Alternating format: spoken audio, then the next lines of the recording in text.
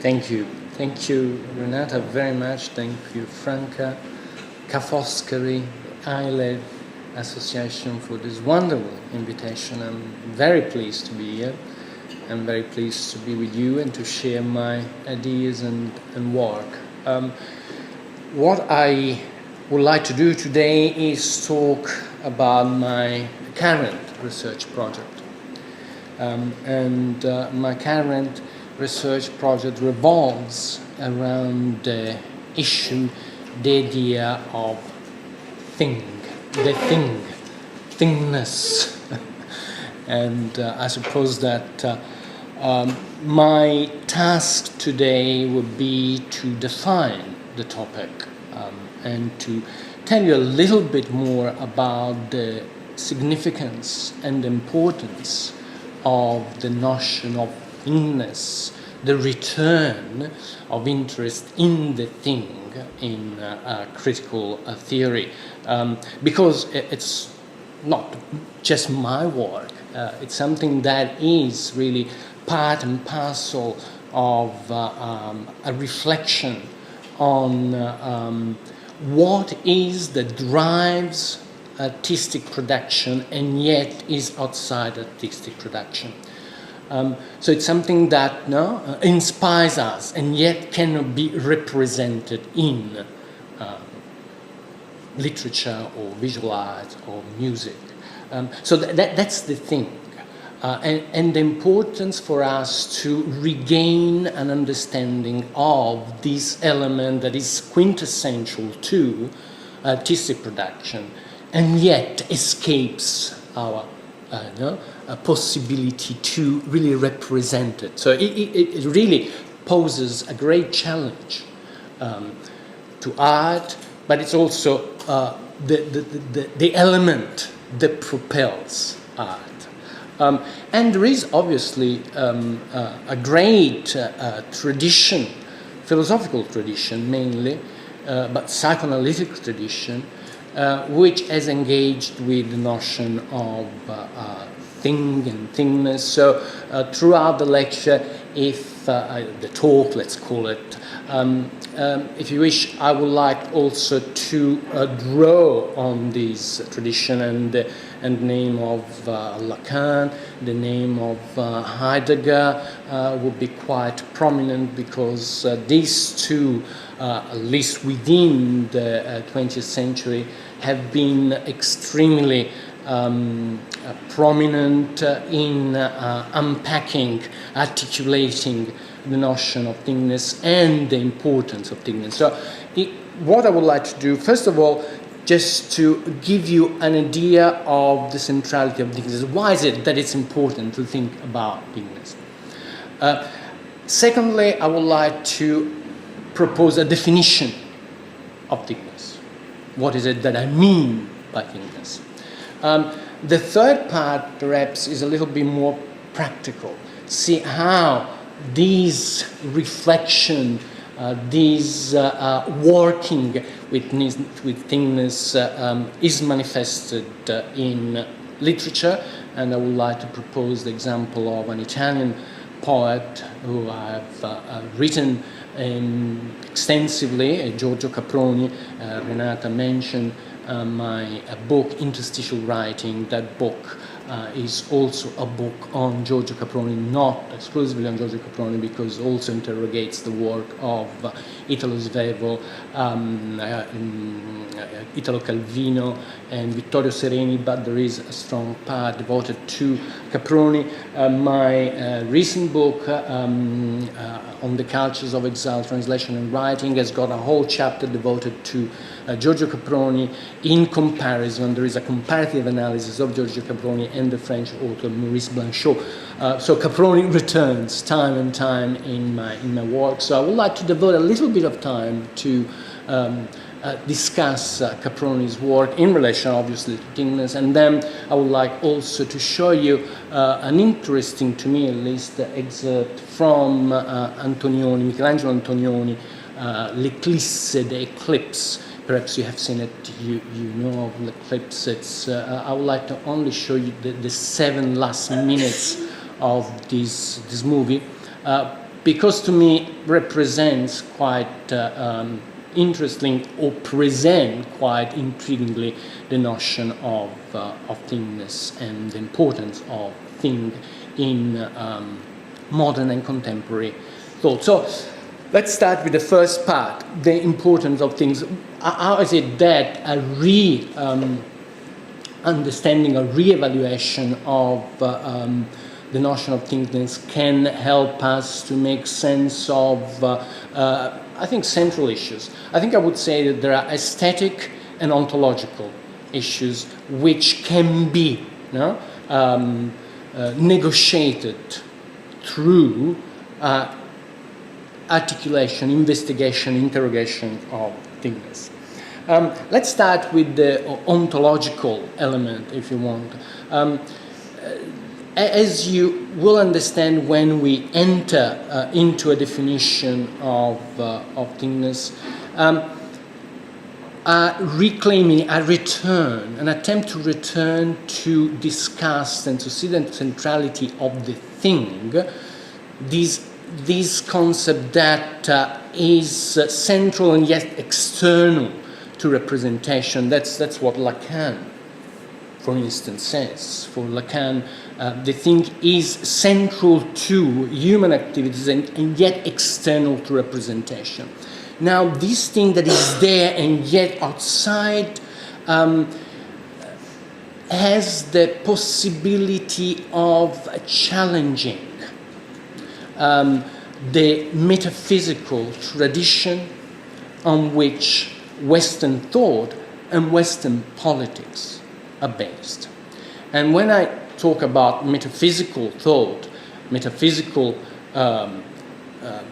Western tradition, I'm talking about a tradition that is interested in creating and proposing distinction, polarizations, subjectivity versus objectivity, authenticity versus inauthenticity.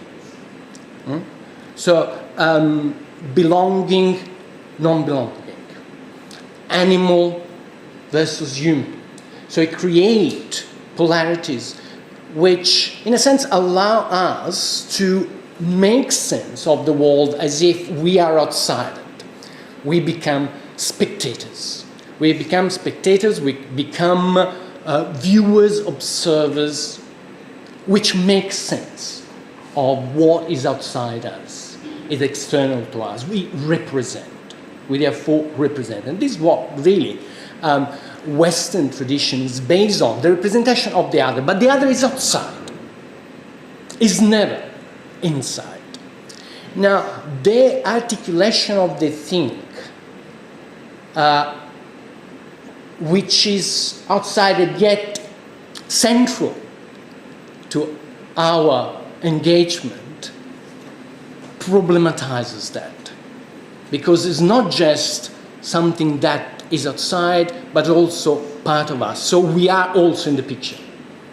When we represent something, when we see the outside, we are also there. So the other is also within us. I think that that's a very important way of regaining a sense of what, for instance, Agamben called the anthropological machine. Giorgio Agamben, the work of the Italian philosopher Giorgio Agamben, is very critical of the Western metaphysical tradition, as it was one of his main mentors, Heidegger. Heidegger's philosophical project is nothing else but an attempt to debunk the metaphysical tradition, which, according to Heidegger, hadn't really made sense of the being of beings. So, in a sense, the thing could be also equated with this notion of being with the big B. What is it? No? That's the ontological question. What is it that we know? How do we know? No? Being the origin, if you want, the truth.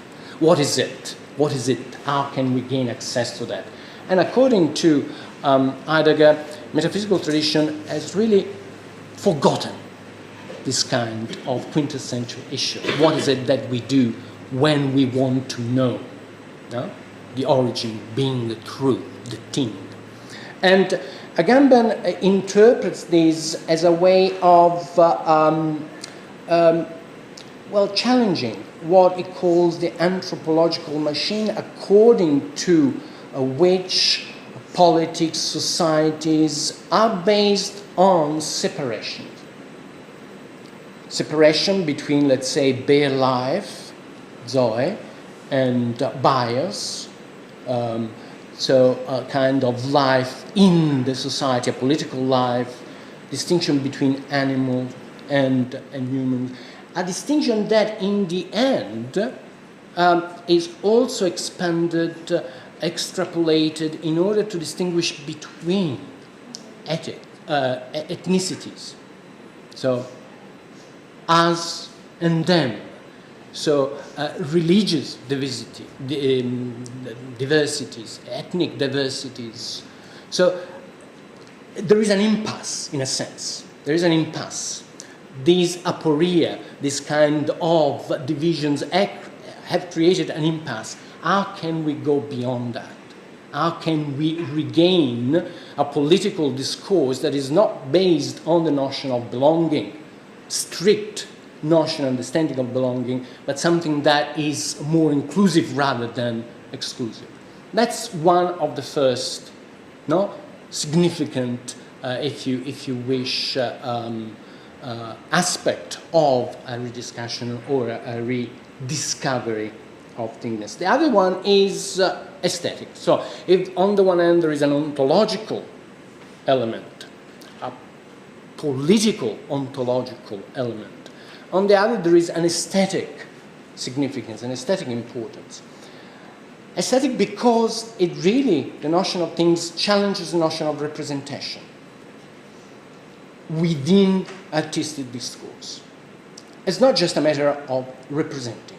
It's not just a matter of talking about what's outside, but is inviting us to rethink the ways in which we deal with what it is, whatever it is that we do when we create. In modernity, and in contemporary art as well, there is an awareness about this. There is a sense that we need to renounce, and I borrow again a motive from Heidegger, who talks about renunciation, Verzicht, to renounce a wish to represent. In order to be truth, to creative production, in order to regain a sense of the language that we use to create, we have to renounce this sense of subject versus object. We have to allow us to be inside what we do. And in Caproni and in Antonioni, hopefully we'll find these experimentations which have at their heart this sense of regaining an appreciation with artistic production which is separate from the issues of representation, therefore treating reality as a given, as a truth, as an objective truth that can be then represented in art. But let's start with a definition of thingness and thing. The thing invokes at one and the same time that which is eminently specific, the thing of thought, for instance, and that which is most indeterminate, a thing. So a thing, the thing. As a word, it is employed to refer to everything and anything, for which one lacks or has momentarily forgot the name. Let's say it is an important thing. The things of life.